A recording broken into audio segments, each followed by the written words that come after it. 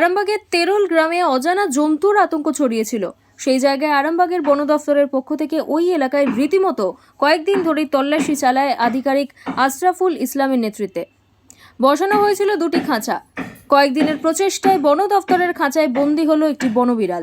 বন দফতর সূত্রে জানা গিয়েছে, বৃহস্পতিবার রাতে তেরোল গ্রামে যে দুটি বন দফতরের শিকার দিয়ে খাঁচা পেতে গিয়েছিল, আজ শুক্রবার গ্রামের বাসিন্দারা দেখে খবর দেয় বন দফতরকে।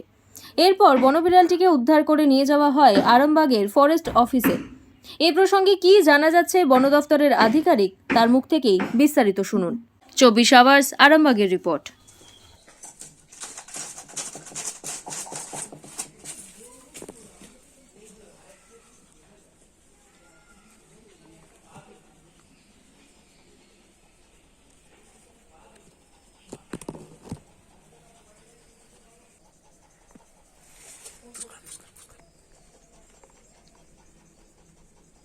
জল গ্যাসটা হয়েছে।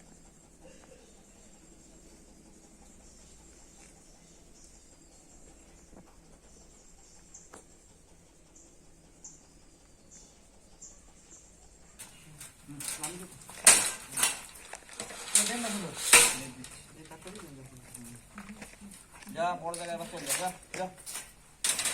আচ্ছা, ওকে জল দিতে হবে তো। পশুটির কথা বলা হচ্ছিল, যেই সিসি ফুটেজের কথা বলা হচ্ছিল, সেইগুলোই কি মূলত ধরা পড়লো না এই বিষয়টা আর কি? না, এটা তো সিসিটিভির ফুটেজ নিয়ে আমি আগেও বলেছি, ওটা আমাদের কাছে ক্লিয়ার নয়। কিন্তু আমরা আজ 5-6 দিন ধরে একটা অপারেশন আমাদের চলছিল তিরোল পালপাড়া এলাকায়। মূলত একটা মানুষের মধ্যে ভীতির সঞ্চার হয়েছিল, আতঙ্ক হয়েছিল এবং কিছু মানুষ একটা গুজবও ছড়িয়েছিল যে এখানে বাঘ সিংহ কিছু এসে থাকতে পারে। তো আমরা তখন থেকেই নিরন্তর প্রচেষ্টা চালিয়ে গেছি এবং আমাদের সতর্ক দৃষ্টি ছিল সেই জায়গাটা। আমরা বারবার সেখানে গেছি, আমরা অনুসন্ধান করার চেষ্টা করেছি যে প্রকৃত এই বিষয়টা কি। এবং আমরা আজ যখন থেকে ঘটনাটা হয়েছে তখন থেকে আমরা ওখানে একাধিক খাঁচা টোপ সহ আমরা দিয়ে রেখেছিলাম, কিন্তু এতদিন ধরে কিছু পড়েনি। গত পরশু দিনও হচ্ছে যে আমরা সকাল থেকে আমাদের বন বিভাগের আরামবাগ রেঞ্জের যত কর্মচারী আমরা সেখানে গেছি এবং ওখানকার মানুষের যেটা আশঙ্কা ছিল যে ওখানে যে জঙ্গলের মতো কিছুটা জায়গা রয়েছে, সেই জায়গার মধ্যে হচ্ছে ওই পশুটি লুকিয়ে থাকতে পারে। তো আমরা কিন্তু ওই পুরো জঙ্গল তোলপাড় করেছি, সেই জঙ্গলকে চিরুনি তল্লাশির মতো করে তল্লাশি করেছি, বোম ব্লাস্ট করেছি, কিন্তু সেখান থেকে কোনো প্রাণী কিন্তু আমরা পাইনি। কিন্তু আজকে হচ্ছে যে সকালে আমাদের কাছে খবর আছে যে খাঁচা দেওয়া ছিল টোপ সহ, সেই খাঁচার মধ্যে কোনো একটি প্রাণী হচ্ছে যে ধরা পড়েছে। আমরা সেখানে যাই এবং প্রাণীটাকে উদ্ধার করে নিয়ে আসি। এটা খুবই কমন একটা জঙ্গল ক্যাট বলে, বন বিড়াল, কিছু কিছু জায়গায় ভামও বলে। এটা এমন কিছু ক্ষতিকর নয়, এর গরু ছাগল খাওয়ার কোনো ক্ষমতা নেই। ছোট ছোট মুরগি টুরগি এই সমস্তগুলো খায়। আর যদি গ্রুপে থাকে তাহলে হয়তো একদম ছোট একটা ছাগল ছানাকে করলো। এর বেশি এখন পর্যন্ত কোনো তথ্য এরকম নেই। আমি এটা আমার হায়ার অথরিটির কাছেও পাঠালাম, জানলাম এরকম কোনো তথ্য নেই যে মানুষকে আক্রমণ করার বা বড় ধরনের কোনো ক্ষতি করার এটা নেই। বিলুপ্ত প্রায় প্রাণী আস্তে আস্তে কমে যাচ্ছে। জলাশয় যেখানে থাকে সেই সমস্ত জায়গায় এদেরকে দেখা যায়, সংরক্ষণ করারও চেষ্টা চলছে এগুলোকে।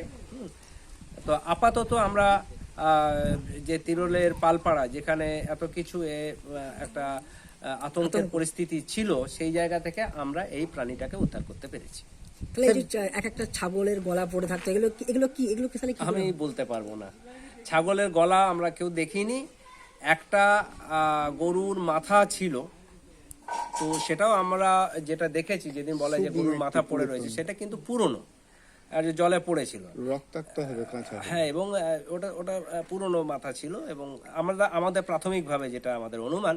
এবং সবচেয়ে বড় কথা যে কোনো আপনারা যদি অ্যানিমেল প্ল্যানেটও দেখেন, এটা খুব কমন ব্যাপার যে কোনো প্রাণী, বাঘ হোক সিংহ হোক, যদি কোনো হচ্ছে অন্য প্রাণীকে আক্রমণ করে, সেটাকে সে হয় তুলে নিয়ে যাবে বা ছেঁচড়ে নিয়ে যাবে। তো স্বাভাবিকভাবে সেই জায়গায় যেখান দিয়ে ছেঁচড়ে নিয়ে যাওয়া হবে সেখানে কিন্তু রক্তের একটা টানা দাগ থাকবে, শুধুমাত্র দেয়ালের বুকে থাকবে না। আর দ্বিতীয়ত আমরা চেষ্টা করে দেখেছি যে যদি কোনো প্রাণী থেকে থাকে, বাঘ সিংহই হোক বা অন্য কিছু, তার স্ক্যাট যেটা, অর্থাৎ তার যে পায়খানা, সেই পায়খানাটা আমরা খোঁজার চেষ্টা করেছি। যদি এ ধরনের কিছু থাকে তাহলে তাদের পায়খানার মধ্যে লোম থাকে, এই জিনিসগুলো আমরা পেয়ে থাকি। তো সেই ধরনের কোনো কিছু আমরা কিন্তু ওখানে পাইনি। বা কোনো পশু যাকে হচ্ছে যে শিকার করা হয়েছে তার কোনো দেহা অংশ লোম পড়ে থাকা, হাড় পড়ে থাকা, এই ধরনের কোনো কিছু আমরা পাই কোনো মানুষও কি চিহ্নিত করা গেছে যার পশু গেছে বলছে? না। এরকমও আমরা শুনেছি, কিন্তু কেউ আজ অব্দি বলেনি যে আমার গরু গেছে, আমার ছাগল গেছে। নির্দিষ্টভাবে কিছু পাওয়া যায়নি। তো প্রাথমিকভাবে আমাদের অনুমান হয়তো আবার ওই কথাটা বলছি যে হয়তো এই প্রাণীটাই ছিল, যেটা হচ্ছে যে ওখানে কোনো কিছুর সাথে কিছু হয়ে থাকতে পারে। বাট সেরকম কোনো বড় ধরনের ক্ষয়ক্ষতি হয় না। এবং সবচেয়ে মানুষকে আশ্বস্ত করতে চাই, এই ধরনের বন বিড়াল যেগুলো আছে এগুলো বিলুপ্ত পায়, এগুলো আমাদের মানুষের কোনো রকম ক্ষতি করে না। হ্যাঁ, আমাদের বাড়িতে যদি পোষা বিড়াল থাকে সেও রেগে গেলে আঁচড়ে দেয়। হ্যাঁ, তো এর কাছে গেলে হয়তো আঁচড়ে দিতে পারে, কামড়ে দিতে পারে, এর বেশি কিছু ক্ষতি হবে না। ঠিক আছে। আমার নাম নাও পরিচয়। আমার নাম আশরাফুল ইসলাম, আমি রেঞ্জ অফিসার, আরামবাগ রেঞ্জ। সন্তানের পরে মন বসছে না, প্রচুর পরিশ্রম করেও আপনি আশানুরূপ পারিশ্রমিক পাচ্ছেন না, যার ফলে আর্থিক সংকট আপনার জীবনে দুঃখ এবং চাপের ছায়া ফেলেছে।